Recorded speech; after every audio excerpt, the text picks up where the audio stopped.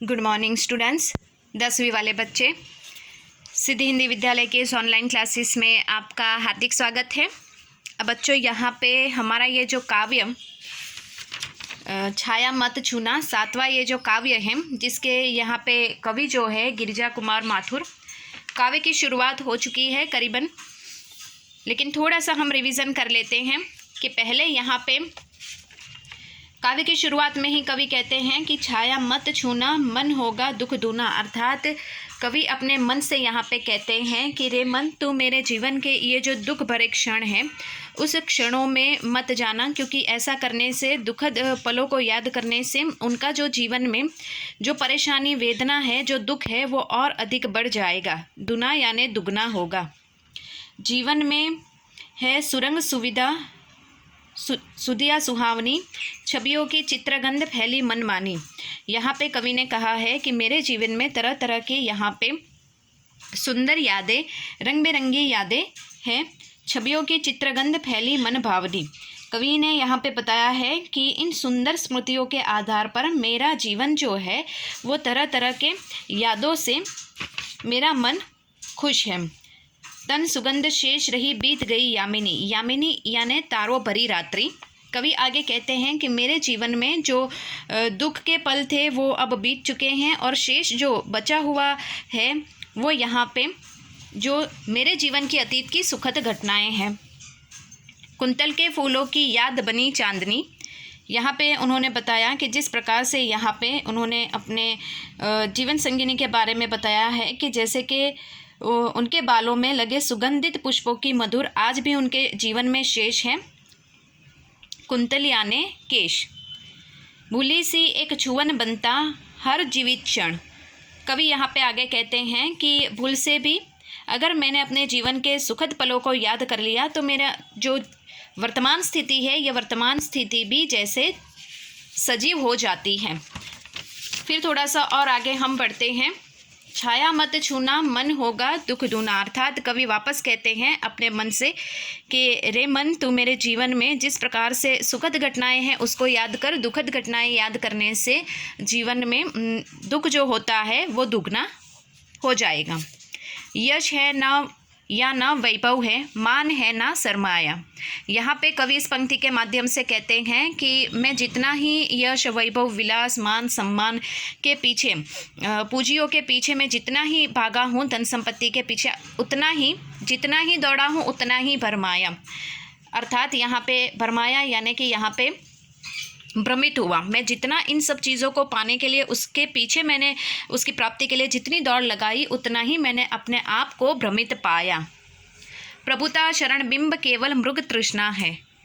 यहाँ पे प्रभुता शरण बिंब, तो यहाँ पे मैंने आपको बताया था उसका अर्थ मृग तृष्णा। मृग तृष्णा यानी कि यहाँ पे उसका मतलब होता है बच्चों कि छलावा, और प्रभुता का शरण बिंब यानी बड़प्पन का एहसास। कवि कहते हैं मैंने अपने जीवन में जितना ही बड़प्पन का एहसास मुझे होता था, फिर बाद में मुझे पता पड़ा कि वो तो सब एक मृग तृष्णा यानी एक छलावे के समान है।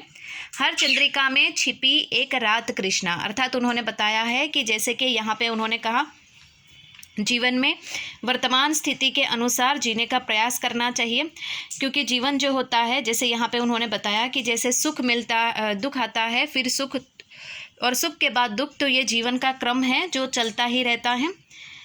यहाँ कवि हमें कहते हैं कि शुक्ल पक्ष की चांदनी के बाद कृष्ण पक्ष की काली रात आती है, यानी सुख के बाद दुख का आगमन निश्चित है और दुख के बाद सुख का आगमन निश्चित है।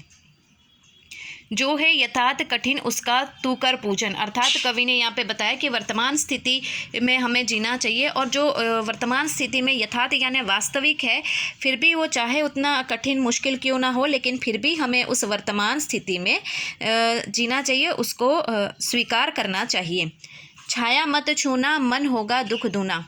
कवि कहते हैं वापस अपने मन से कि रे मन, तू मेरे जीवन में जो अच्छी यादें हैं उसको तू याद कर, लेकिन मेरे जीवन में जो बुरी यादें हैं उसको याद करने से मेरा दुख और बढ़ेगा। अब यहाँ से आगे से बाकी है थोड़ा सा। दुविधा हत साहस है, दिखता है पंथ नहीं। कवि ने कहा है इस पंक्ति के माध्यम से कि साहस यानी हिम्मत होने के बावजूद भी दुविधाग्रस्त यानी कि जो पीड़ित इंसान होता है वो कोई भी सही निर्णय उस स्थिति में नहीं कर पाता है। वापस सुनिएगा, दुविधा हत साहस है, दिखता है पंथ नहीं। मतलब कवि यहाँ पे इस पंक्ति के माध्यम से समझाना चाहते हैं कि साहस अर्थात हिम्मत और शक्ति होने के बावजूद भी जो मनुष्य है वो उस स्थिति में बुरी परिस्थिति के कारण कोई सही फैसला नहीं कर पाता है। देह सुखी हो पर मन के दुख का अंत नहीं।